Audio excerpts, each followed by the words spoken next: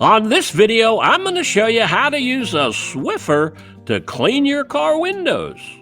All you need is the Swiffer, some lint-free cotton towels, I use bar mops, and some window cleaner. Just load the towel onto the Swiffer by pushing it into the grabbers on the four corners.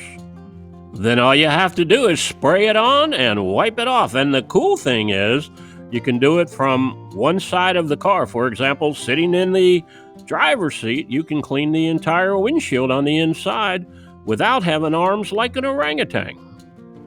The head of the Swiffer is completely flexible, and it makes it easy to wipe off the dashboard when you get finished with the windows.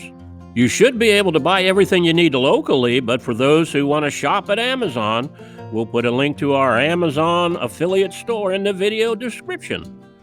Well, I'm thinking this is probably one of those videos you want to share with a friend.